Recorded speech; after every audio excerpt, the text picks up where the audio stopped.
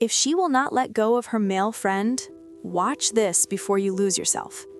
If your woman refuses to create distance between herself and some other man, be it a friend or anything else, never think bringing this up will make you look weak or jealous, because in my view, it has nothing to do with jealousy and everything to do with what she refuses to protect. So if you've ever felt crazy for bringing this up, stay with me. Stephanie here. Welcome to the channel, The Manipulated Mind. In this video, I'm going to break down the 3 types of male friends you should know about, why arguing about it never works, and the one standard that tells you whether she's really available for a serious relationship or just enjoying the attention. By the end, you'll stop guessing and start seeing clearly. Let's get started. Let me make this very clear. This is not about controlling your woman or telling her who she can and can't talk to. It's also not about being insecure. I believe that kind of framing is lazy and completely wrong, because the moment this turns into a debate about jealousy, the real issue vanishes. The real issue isn't who she's talking to, it's how much emotional access another man has to her. And there's a major difference, in my opinion, between a man who just exists in her life and a man who has emotional proximity. Most men don't have a problem with friends, they have a problem with ambiguous access. Ambiguous access is when someone has closeness to your partner without a clear role, a limit, or a boundary. It's access without any clear rules, and it can be like this. He's just a friend, but he knows her emotional struggles, right? Oh, he's nothing to worry about, but she texts him whenever she's stressed, lonely, or unsure. There's no label, but there's availability. There is also no commitment, but there's intimacy. If you ask me, that's ambiguity. The access exists, but the rules don't. And ambiguity is uncomfortable because it creates competition without your consent. You didn't agree to compete, yet you're supposed to tolerate everything. Now, here's where things quietly go wrong. When you try to explain your discomfort, it often gets turned around into, "You don't trust me, you're being insecure, why are you threatened by him," etc. Now you're on the defense, and once you're defending, you're no longer being observed, you're being evaluated. Look, this isn't about you needing reassurance, it's about whether the relationship itself has clear boundaries. A secure man doesn't demand control, he pays attention to what's being protected. Do you understand? And if a woman immediately defends another man instead of seeing the impact that he has on your relationship, that should tell you more than any words ever could. So no, it's not about insecurity. Most men will never ask this crucial question. Is she protecting the relationship or protecting that friendship? Because that one question, I believe, removes strong emotion and forces you to think clearly. So, not all male friends are the same, and acting like they are is what keeps you confused. Therefore, I'm going to separate this cleanly without drama or accusation. Here we go. Type 1, the neutral friend. In simple terms, this is the guy who exists on the edges of your lives, right? Low emotional access, no private sharing, no priority. You hardly notice him because simply there's nothing to notice. This type of guy rarely causes problems because he doesn't compete with what you have built in the relationship. This is where things get unclear, right? He's the one she talks to about her problems, the one who understands her, the one she turns to when she's stressed, feeling too much, or unsure. He may not be taking action, but he's providing emotional support that should belong in your relationship. You see, and you may think it's not a big deal, but it's not. If you ask me, that's misplaced intimacy. And then there's type 3, the unresolved thread, I like to call it. This is the one men feel right away. There's history there. Maybe they dated, maybe they were romantic, maybe they almost did something, right? There's unfinished feeling that was never fully resolved. Even if nothing is happening now, the emotional door never closed. The problem is not which group he falls into, I want you to understand that. It's how much access she allows him, and how hard she protects that access. A woman who's serious about you, by nature, limits emotional proximity to other men. She doesn't spend time with them. She doesn't argue about it. She doesn't make it seem small. She doesn't ask you to put up with confusion. And if she does, then that's not about the friend. That's about how available she really is. And you see, clarity always shows up in actions, so pay attention.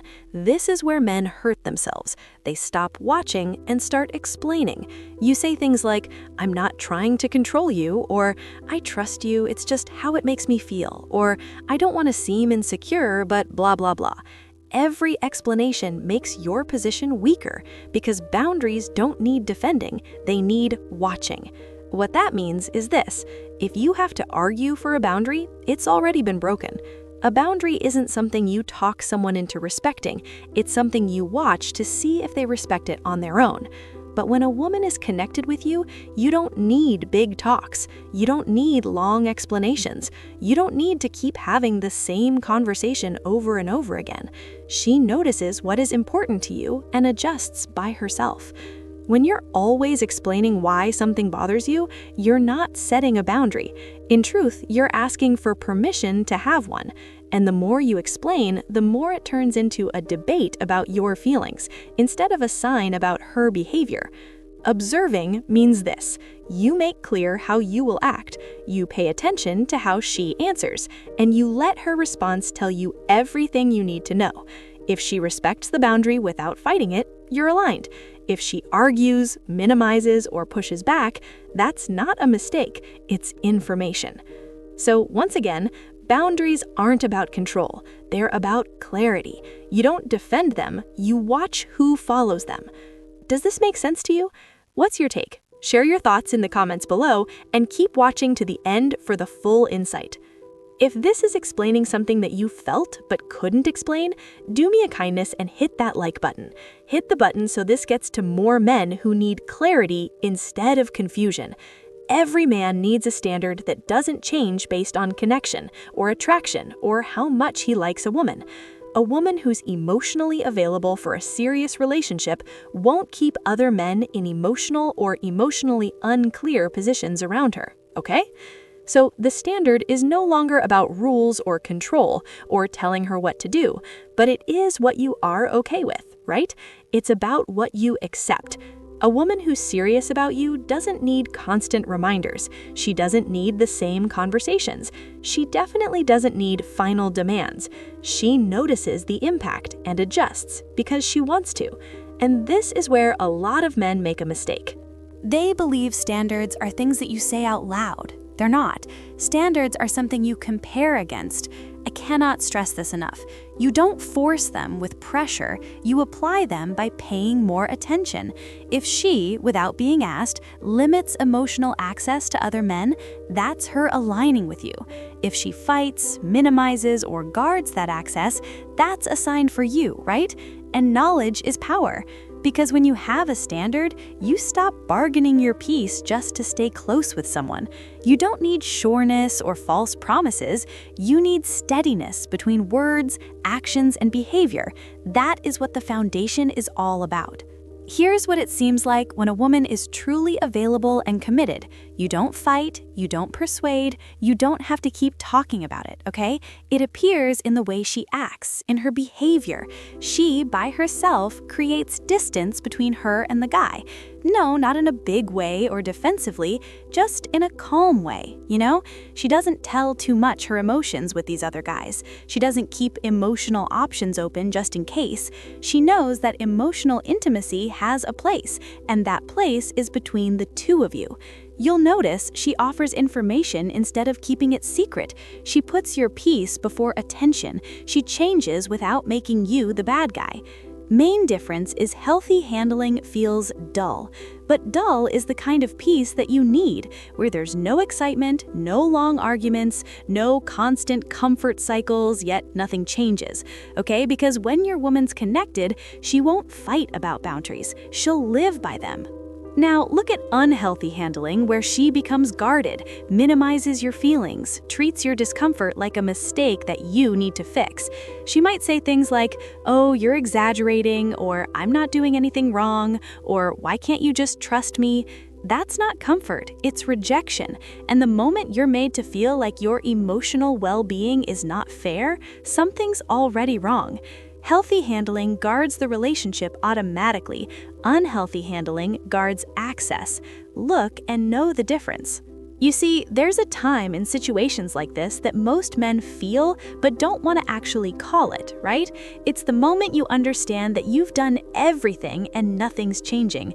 You've said yourself calmly, you've given her room, you've tried to get it, and yet a situation stays exactly the same as the first day you mentioned the issue, right? She still puts first access to the other man, still minimizes your feelings, still treats your discomfort like something you need to move past. Okay, that's the end though, because she's showing you what she's ready for, and it's not you. A woman who wants a true partnership with you won't ask you to be in discomfort. She doesn't need same explanations, doesn't need pushing to adjust. Believe me, guys, if she refuses to see the impact on the relationship, she's not unsure, she's choosing. So this is not the time for you to put in more effort. This is not the time for you to explain better. This is not the time for you to remain longer than you should. Understanding doesn't come from trying, it comes from taking things as they are, right? The moment you stop fighting and start watching, the answer is already there. And leaving ambiguity isn't giving up, it's self-worth. Think about that.